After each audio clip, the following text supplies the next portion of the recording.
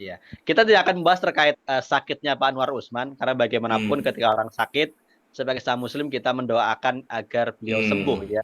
iya, Namun kita tidak bisa juga menghalangi netizen yang kemudian memberikan komentar-komentar pedas ya sampai kemudian eh, hakim konstitusi apa namanya hakim konstitusi ya jadi walaupun hakim konstitusi Arif Hidayat sampai menyayangkan komentar netizen, tapi bagaimanapun ya kita tidak bisa menyalahkan netizen karena bagaimanapun Anwar Usman memang punya andil yang sangat besar dalam meloloskan keponakannya Gibran Raka Buming Raka menjadi wakil presiden lewat putusan MK nomor 90 tahun 2023. Ya, melihat kemudian ketidakadaan satu hakim konstitusi yang membuat sidang pilkada serentak 2024 mengalami hambatan karena ada penundaan karena harus ada ya satu hakim yang kemudian saling transfer ya untuk kemudian mengisi panel yang kosong yang diisi oleh Anwar Usman. Apakah MK ini masih punya taji ya dalam kemudian memutuskan perkara-perkara pilkada atau perkara-perkara lainnya. Tapi belakangan kita juga melihat putusan MK cukup menarik ya setelah kemudian banyak disorot oleh masyarakat bahkan dunia internasional terkait putusan nomor 90 tahun 2023, MK kemudian memberikan putusan-putusan yang cukup mengejutkan yang seolah ingin menghentikan ambisi kekuasaan Joko Widodo untuk membentuk dinasti politik seperti putusan nomor 60 dan 70 terkait ambang batas apa namanya kepala daerah ya pencalonan kepala daerah yang kemudian mengikuti jumlah DPT dari mulai 6,5% sampai 10%, tidak lagi 20%. Kemudian eh, putusan nomor 70 yang kemudian membatalkan amar putusan Mahkamah Agung yang kemudian memberikan bacaan terkait bahwa calon gubernur dan wakil gubernur adalah berusia 30 tahun adalah saat pendaftaran, bukan saat pelantikan. Ini menutup pintu bagi Kaisang Pangarep putra bungsu Jokowi untuk kemudian melanggeng pada pilkada atau pemilihan gubernur tahun 2024 yang lalu ya baik itu sebagai calon wakil gubernur di daerah khusus Jakarta atau di Jawa Tengah yang satu sudah dipasangkan oleh Ahmad Lutfi ya sudah dideklarasikan oleh Nasdem dan beberapa partai namun kemudian putusan MK keburu datang ya. Kemudian juga yang terbaru bagaimana MK akhirnya setelah terjadi 36 kali gugatan terkait presidential threshold atau PT 20% akhirnya dikabulkan ya kemarin di tanggal berapa itu ya, di awal-awal Januari di akhirnya 0%. Ini kan luar biasa. Padahal selama ini MK tadi dikatakan bahwa gugatan ini harusnya menggugat itu partai politik, tapi kemudian yang baik eh, lembaga ya ormas atau LBH atau perorangan atau bahkan terakhir sebelum Pilpres 2024 terakhir adalah PKS yang melakukan gugatan terkait PT 20%, namun tetap saja ditolak ya. Namun terakhir setelah semuanya selesai akhirnya MK mengabulkan gugatan PT 0%. Nah, ini kan luar biasa artinya MK ini apakah ini pertanda ya MK sudah kembali menjadi the guardian of konstitusi atau sama saja ini hanya tambal sulam dari keputusan-keputusan sebelumnya yang dianggap melenceng. Ini seperti apa? Silakan, Cak Selamat.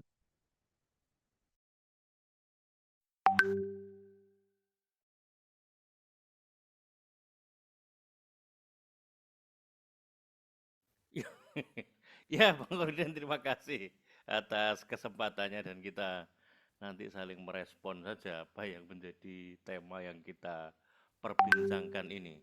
Saya kira kita harus membedakan dulu antara sosok Anwar Usman sebagai ketua MK yang lalu kemudian diberikan sanksi pelanggaran etik berat hingga kemudian menjadi anggota Mahkamah Konstitusi. Anwar Usman dalam kaitan sebagai bagian dari Mahkamah Konstitusi itu yang pertama, sosok Anwar Usman. Dan kita tahu sosok Anwar Usman ini kan adalah adik iparnya Joko Widodo yang netizen tentu dengan berbagai penilaiannya sebagai bentuk ekspresi lah catatan mengenai amar putusan yang telah dilahirkan yang banyak pengaruh besarnya itu oleh Anwar Usman kan begitu. Itu yang pertama. Yang kedua tentu adalah positioning Mahkamah Konstitusi itu selama setidaknya di dalam 2 periode kepemimpinan Presiden Joko Widodo yang diidealisasi dulu kelahirannya yang lahir dari rahim reformasi itu benar-benar diidealkan sebagai sebuah lembaga tinggi negara baru yang dihasilkan dari amandemen sekitar 5 sampai 6 kali proses amandemen. Prof. Kailan menyebutnya ini bukan amandemen. Ini adalah penggantian Undang-Undang Dasar 45 menjadi Undang-Undang Dasar 2002. Sekaligus juga mengkonfirmasi bahwa tidak ada yang namanya harga mati itu. Yang ada adalah harga hidup, karena semua kemungkinan itu pasti terjadi sesuai dengan kehendak atau political will para pengambil kebijakan. Kompromi-kompromi politik itu akan melahirkan keputusan-keputusan yang baru yang dihasilkan dari bargaining of power, bargaining of positioning yang dilakukan oleh elit politik atau elit penguasa. Itu yang kedua. Yang ketiga saya kira adalah terkait dengan keberadaan pilkada sendiri sebagai bagian dari kontestasi politik. Tentu kalau dalam pikiran elit penguasa atau elit politik itu adalah sebuah momentum yang sangat penting jika kita melihatnya sebagai bagian dari road to kontestasi politik berikutnya, di mana pilkada yang jumlahnya sekitar 545 pilkada ini baik di level kota kabupaten maupun provinsi itu memiliki arti penting penguasaan medan atau kekuatan politik yang akan menentukan bagaimana kontestasi politik ke depan dengan dinamika baru setelah amar putusan MK yang menghapuskan PT 20% sehingga parpol-parpol itu akhirnya bisa mengusung capres dan cawapresnya sendiri-sendiri. Ini tentu menjadi sesuatu yang akan ke depan menjadi sebuah lingkungan peta politik yang dinamis ya, di mana sangat memungkinkan juga akhirnya Gibran tidak menggunakan atau melakukan komunikasi politik yang lebih sulit atau lebih susah dengan melakukan komunikasi politik dengan partai-partai yang diduga merupakan bagian juga dari afiliasi politik yang ditentukan oleh Joko Widodo yang tidak bisa melepaskan diri, dan publik sangat melihat bagaimana besarnya aura politik dinasti dan politik cawe-cawe hingga sampai pada titik hasto kondisinya seperti sekarang yang kalau kita melihat kasus hukum di sisi law of enforcement atau penegakan hukum itu masih benar-benar dipertanyakan apakah memang ini kasus hukum murni yang ditegakkan sesuai dengan keadilan atau sebuah kasus hukum yang syarat dengan kepentingan kekuasaan, yakni tarik ulur antara konflik PDIP sebagai partai yang mengusung hingga kemudian lahirnya kesuksesan Joko Widodo memimpin negeri kita sampai dengan 2 periode kepemimpinan. Di mana kalau kita melihat catatan sebagaimana yang dirilis di dalam websitenya MK ya, MKRI, Mahkamah Konstitusi Republik Indonesia, MK telah meregistrasi adanya perkara sejumlah 309 perkara perselisihan hasil pemilihan kepala daerah 2024 yang dirilis pada Jumat 3 Januari 2025. Dari total tersebut, 23 diantaranya merupakan perkara PHP gubernur dan wakil gubernur, sedangkan untuk PHP wali kota dan wakil wali kota sebanyak 49 perkara, dan 237 lainnya merupakan perkara PHP bupati dan wakil bupati. Jadi kira-kira berapa persennya dari 545 ya? 300 perkara. Apakah lebih dari 50% itu berarti? Realitas lebih dari 50%. Ini artinya memberikan satu indikasi kepada kita seberapa jauh sebetulnya konflik atau perselisihan persoalan pilkada ini benar-benar mempresentasikan kondisi eksistensi pilkada sebagai suatu harapan besar untuk lahirnya kepala daerah yang bisa menjalankan kewenangannya atau kekuasaannya dan bisa mengelola negaranya benar-benar menjadi maksud saya menjalankan dan mengelola daerahnya benar-benar untuk kepentingan rakyat dan jauh dari cengkeraman kepentingan oligarki.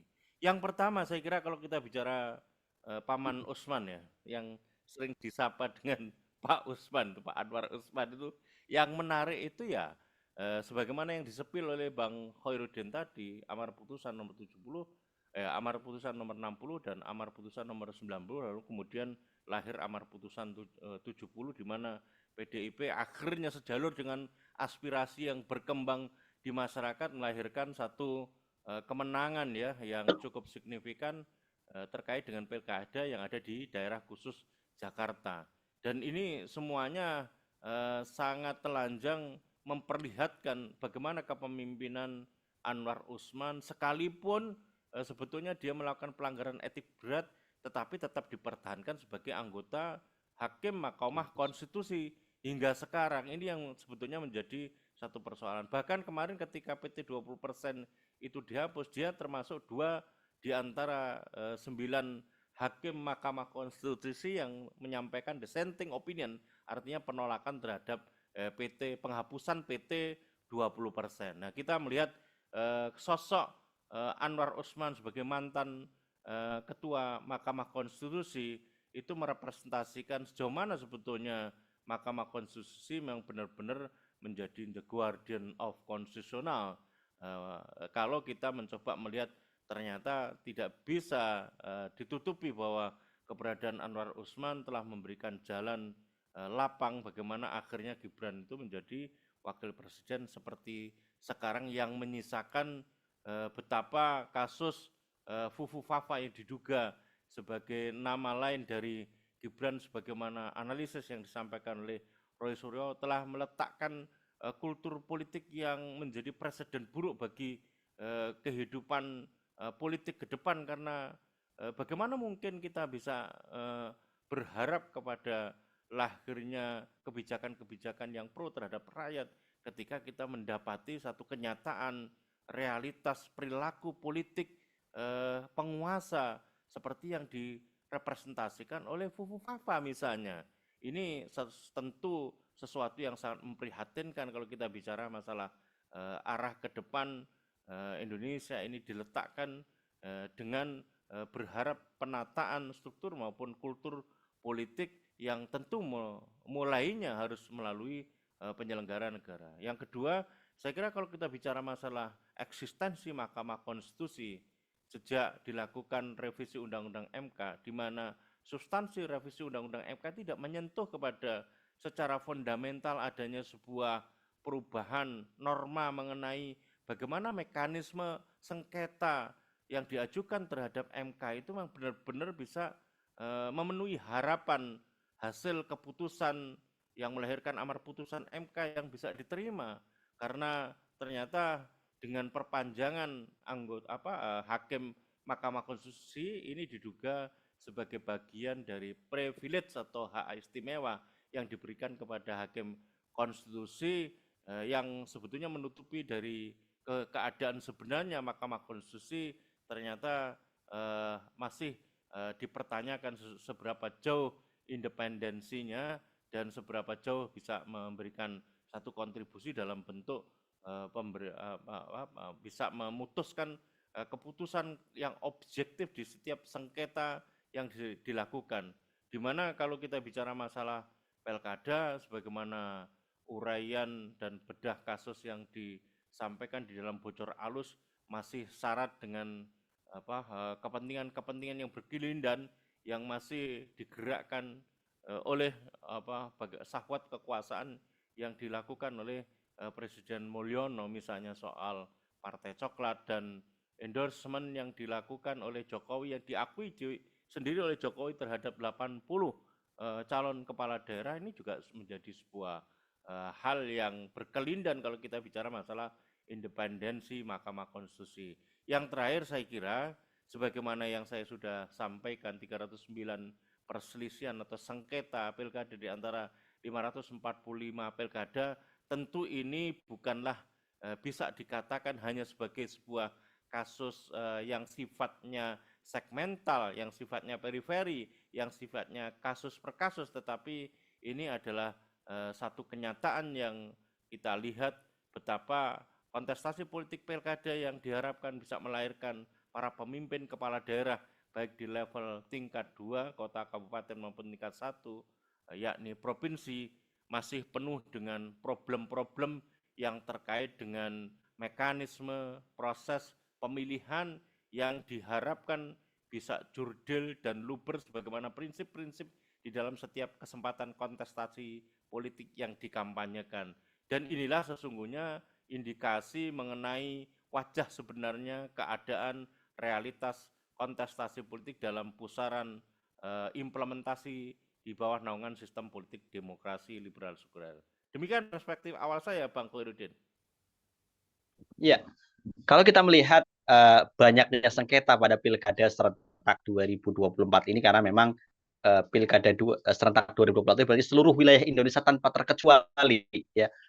Kalau tingkat 1 memang kecualinya hanya wilayah daerah istimewa Yogyakarta yang kemudian tidak memilih gubernur ya. Tapi kabupaten-kotanya akan tetap melakukan pemilihan bupati dan juga wali kota. Begitu pula semua wilayah tanpa terkecuali termasuk beberapa provinsi baru di wilayah Papua ya, Papua Selatan, Papua Pegunungan, Papua Tengah, kemudian Papua Barat Daya, semuanya ya, bahkan kabupaten-kabupaten yang dimekarkan di Papua pun juga mengikuti pilkada serentak. Artinya benar-benar apa namanya dilakukan pilkada serentak tanpa terkecuali. Ya bahkan apa namanya akhirnya perkara sengketa ini melonjak ya di Mahkamah Konstitusi.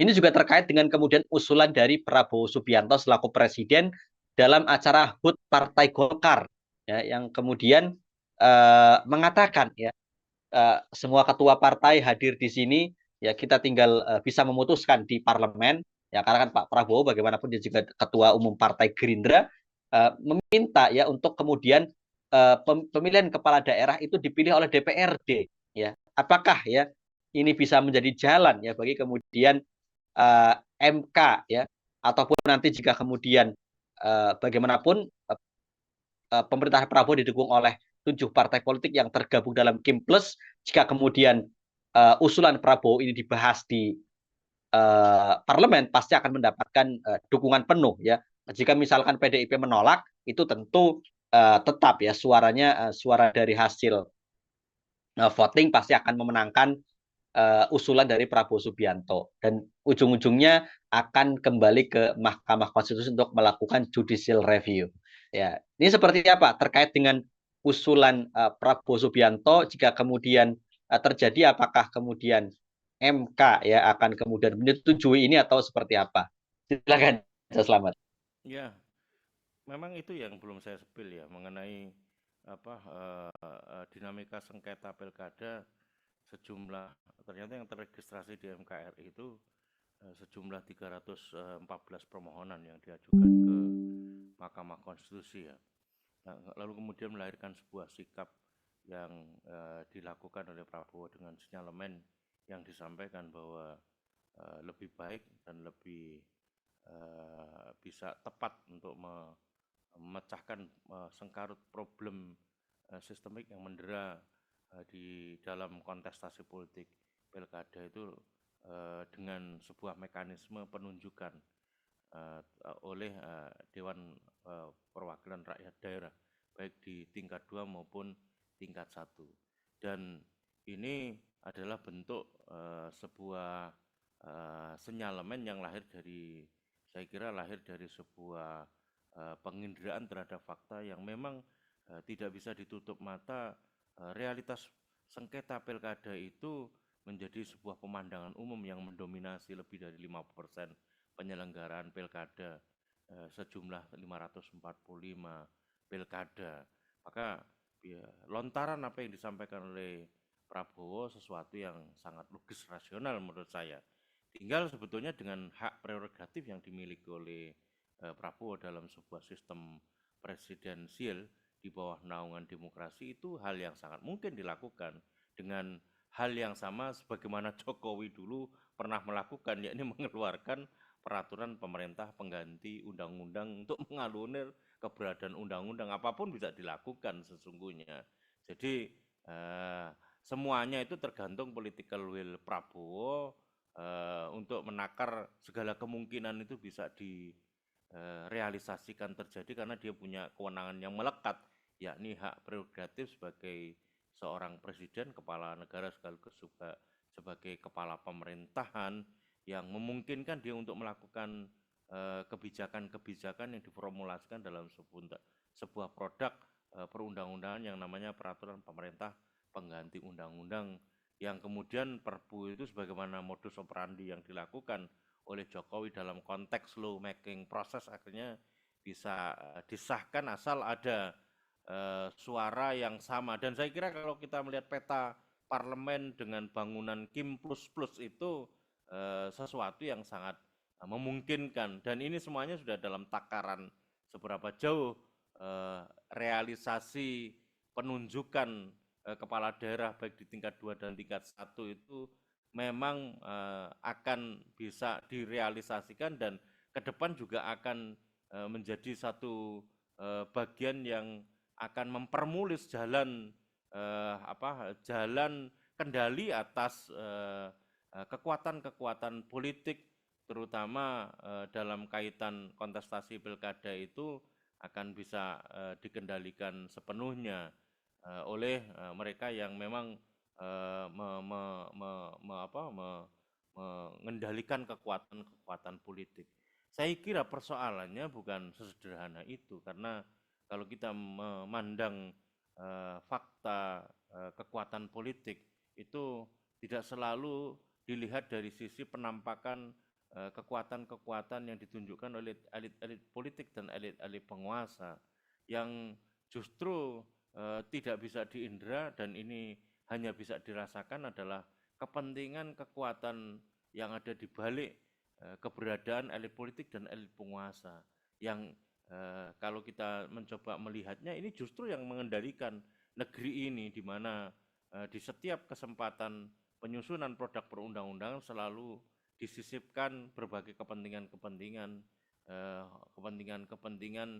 politik yang dikendalikan sepenuhnya oleh kepentingan ekonomi. Dalam hal ini adalah mereka yang memang menghendaki selalu mengambil keuntungan dari setiap lahirnya berbagai kebijakan-kebijakan. Kita tahu Undang-Undang Cipta Kerja itu telah memberikan semacam privilege atau hak istimewa, diberikannya tax amnesty dan tax holiday kepada para pengusaha, baik mereka yang melakukan eksploitasi sumber daya alam dalam konteks pengelolaan sumber daya alam maupun dalam konteks pengelolaan pusat proyek strategis nasional.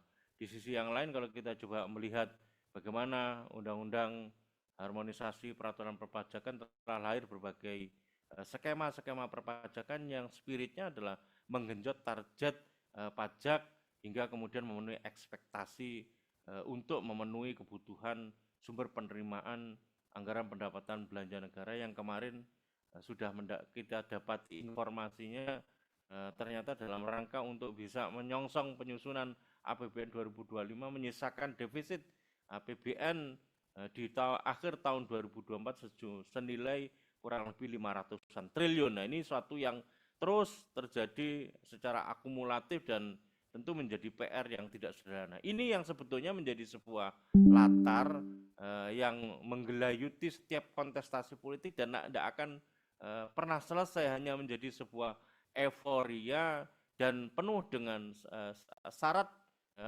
kepentingan politik yang berkelindan di antara pilihan keputusan politik apapun, apakah pemilihan langsung maupun tidak langsung melalui penunjukan oleh anggota DPR dan anggota DPRD maupun anggota DPRD tingkat 1 maupun anggota DPRD tingkat 2. Saya kira itu problem yang sangat menjadi sebuah faktor yang akan menentukan sejauh mana lahirnya kepala daerah yang memang memenuhi aspirasi rakyat, karena ternyata realitas keberadaan pilkada itu tidak lebih hanya sebagai sebuah representasi dari keadaan kontestasi politik yang karena memang ongkos politiknya besar selalu dipenuhi dengan kepentingan-kepentingan ekonomi para oligarki yang berkolaborasi antara oligarki politik dan oligarki ekonomi.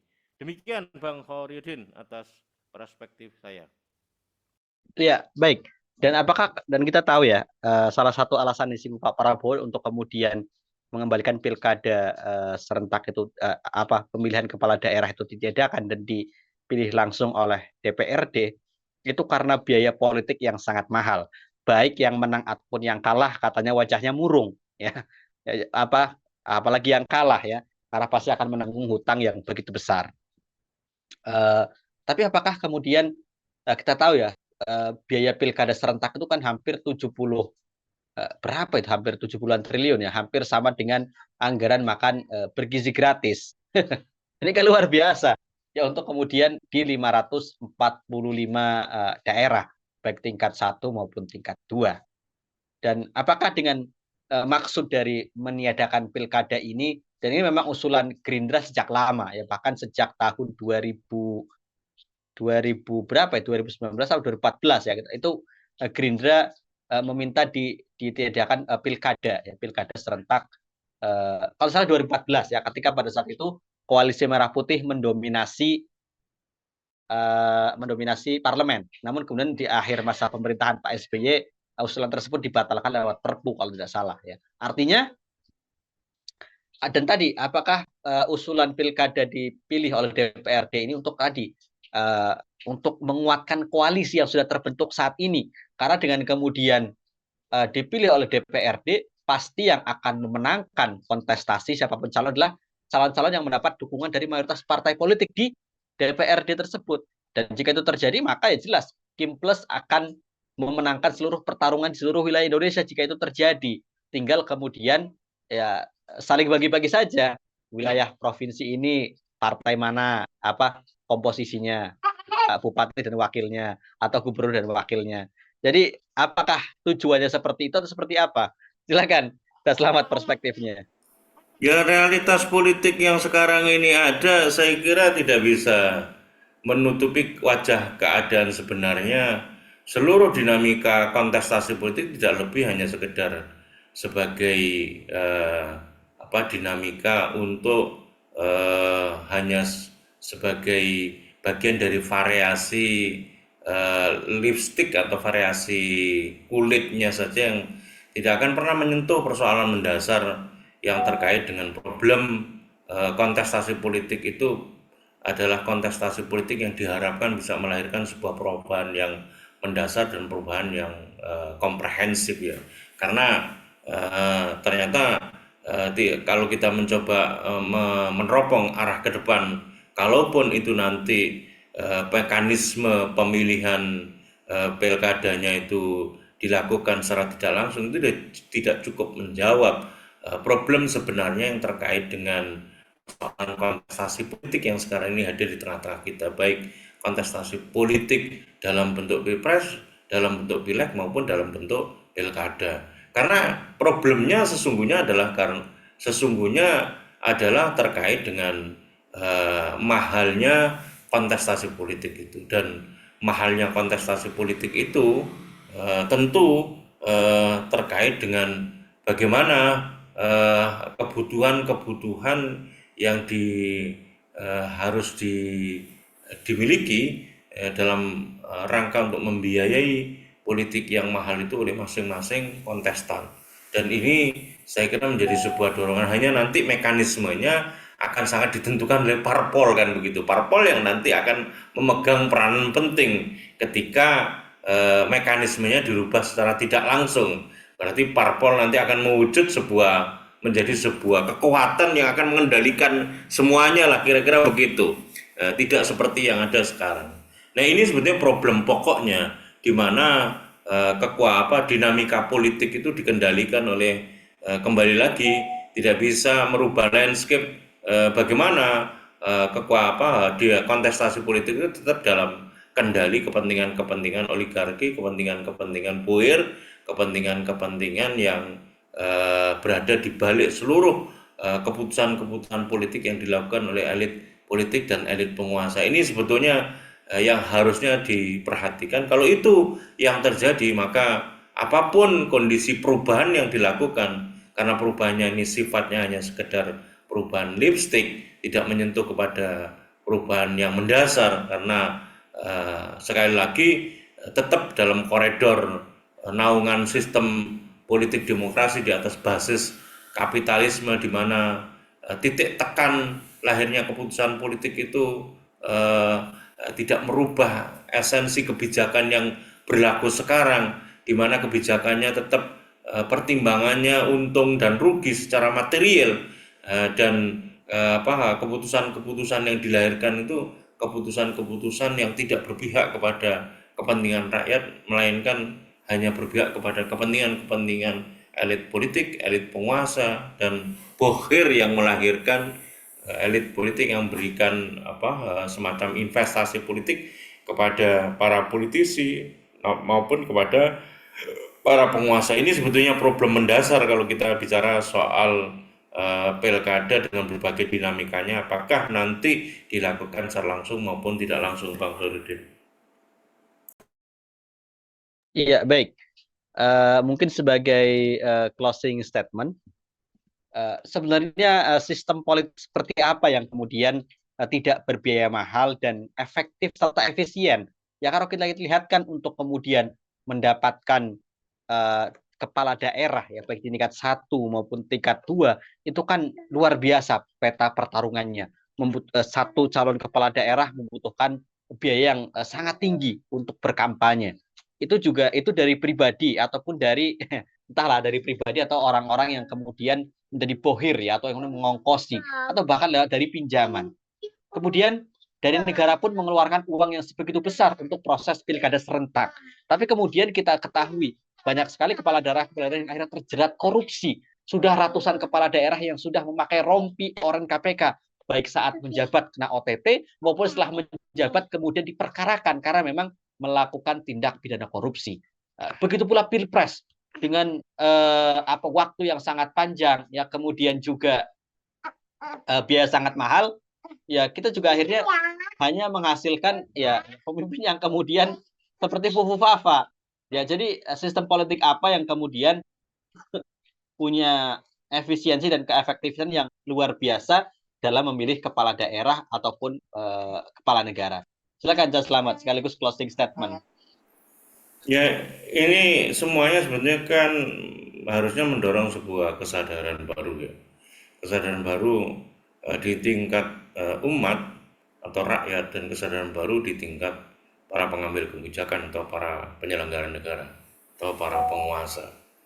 Setelah mengindra berbagai macam sengkarut problem yang tidak sifatnya kasuistis, tapi ini benar-benar sebuah problem yang sistemik ya. Dan semuanya sudah merasakan bagaimana luar biasanya lahir berbagai kebijakan-kebijakan yang tentu dilahirkan dari sebuah proses kontestasi politik yang menyisakan persoalan, baik persoalan prosesnya maupun persoalan lahirnya negarawan-negarawan atau para penyelenggara negara yang tidak amanah, yang benar-benar dia mengabaikan aspirasi rakyat dan mengabaikan tujuan untuk amanah kekuasaannya itu benar-benar direalisasikan sebagai sebuah amanah, bukan mengambil keuntungan dari ketika dia bisa meraih kekuasaan itu. Dan saya kira perlu sikap kritis dan sikap yang benar-benar objektif ya, jujur secara intelektual, secara dengan menggunakan akal yang jernih, dengan menggunakan akal yang sehat untuk menggali referensi nilai-nilai bagaimana sebuah kehidupan politik terutama yang ada di negeri yang gemari Palau Jinawi ini diantarkan dan dikelola. Saya kira ketika menyadari adanya praktek yang semakin hari semakin bertambah penuh dengan berbagai problem yang mendera, ini lahir sebuah kesadaran baru untuk melihat apa sih yang menjadi referensi nilai-nilai yang bisa memecahkan sengkarut persoalan yang dihadapi oleh negeri kita. Nah, saya kira di sisi itulah kemudian diskursus nilai-nilai ideal Islam sebagaimana yang diyakini oleh mayoritas bangsa ini, mayoritas umat ini perlu digali lebih jauh ya, lebih mendalam dan lebih komprehensif, tidak dengan prejudice, tidak penuh dengan fobia, tetapi lebih secara jernih melihat bagaimana sih nilai-nilai dan hukum-hukum yang telah diturunkan oleh Allah Subhanahu wa taala, sampaikan oleh baginda Rasulullah sallallahu alaihi wasallam, di mana Islam itu adalah sebagai sebuah nilai yang memuat ketentuan berbagai masalah, mengatur berbagai masalah A sampai Z ya, mulai dari persoalan individu, persoalan entitas atau komunitas maupun persoalan kenegaraan, itu harus diyakini dan harus dipahami oleh semuanya, baik di grassroots maupun di tingkat elit. Dan saya kira perlu ada sebuah keberanian untuk bisa menjelaskan ini secara terbuka, seterang-terangnya, hingga kemudian umat akhirnya benar-benar bisa menyadari, mengesampingkan resistensi oleh karena pendekatan kekuasaan, karena memang adanya sebuah konsekuensi dari apa yang dilakukan dalam bentuk perjuangan untuk menyampaikan kebenaran, kulil haq walau kana murran, itu harus direalisasikan sebagai sebuah hal yang wajib dilakukan sesuai dengan perintah yang Allah Subhanahu wa taala sampaikan di dalam Quran surat Al-Imran tentang kewajiban amar ma'ruf nahi munkar ini. Kalau itu bisa direalisasikan, saya kira tumbuh sebuah kesadaran baru, tumbuh kultur intelektual untuk kemudian menggali referensi yang bisa menjadi sebuah jalan keluar. Dan saya kira ini butuh tahapan yang berproses untuk bisa membangun kesadaran melalui pencerdasan kepada umat, di antara bagaimana adanya upaya secara sistemik untuk melakukan pendangkalan terhadap umat yang menginginkan umat tidak memiliki kecerdasan politik untuk mengindra ya, kenyataan yang ada sekarang. Dan ini adalah tantangan bagi para pejuang untuk menyampaikan kebenaran dengan berbagai konsekuensi yang akan dihadapi, karena memang sunatullahnya perjuangan untuk menegakkan kebenaran sebagaimana dicontohkan oleh baginda Rasulullah SAW, mesti akan ada tantangan, akan ada aral, dan keberanian para pejuang dakwah itu akan berjalan berseiring dengan lahirnya kesadaran-kesadaran baru umat sebagai sebuah arus perjuangan yang mainstream, hingga kemudian melahirkan apa yang telah dijanjikan oleh Allah Subhanahu wa taala, gayung bersambut dengan apa yang diikhtiarkan dalam ruang lingkup ikhtiar yang bisa kita upayakan. Dengan demikian, kalau ini bisa dilakukan, saya kira inilah awal perjuangan untuk membangun kultur politik yang baru, kultur kesadaran umat yang menghendaki adanya sebuah perubahan, dan kesadaran umat itu dibarengi secara paralel membangun kesadaran para penyelenggara negara juga, karena memang para penyelenggara negara atau yang memiliki kekuatan itulah yang sesungguhnya yang memiliki kekuasaan untuk merubah dengan kekuatan kekuasaan yang dimiliki. Disinilah sebenarnya urgensi pentingnya political will rejim baru sekarang Prabowo Subianto untuk bisa mewujudkan kedaulatan yang berakar dari kedaulatan pemikiran hingga merealisasikan kedaulatan semua bidang. Pintu penyadaran untuk mewujudkan kedaulatan pemikiran ini, independensi pemikiran ini akan menjadi sebuah modal dasar lahirnya sebuah kedaulatan negeri yang bisa mengatur dirinya sendiri tanpa campur tangan dari seluruh anasir kekuatan-kekuatan yang mencoba menjadikan Indonesia terus dalam kondisi ketergantungan. Demikian Bang Khairuddin, closing statement saya. Ya, baik, terima kasih Cak Selamat atas closing statement-nya. Dan tidak bisa dipungkiri ya, usulan Pak Prabowo Subianto untuk mengembalikan pilkada dipilih oleh DPRD karena fakta atau realitas yang ada terkait mahalnya biaya pilkada secara langsung. Demikian diskusi kita malam ini. Semoga Pak Anwar Usman cepat sembuh, dan netizen yang mungkin juga tidak terlalu berkomentar terlalu sadis ya, karena setiap yang bernyawa pasti akan mengalami kematian ya. Ketika belum tiba ajalnya, maka walaupun sudah kecelakaan bagaimanapun, kalau memang belum ajalnya pasti akan tetap bisa selamat.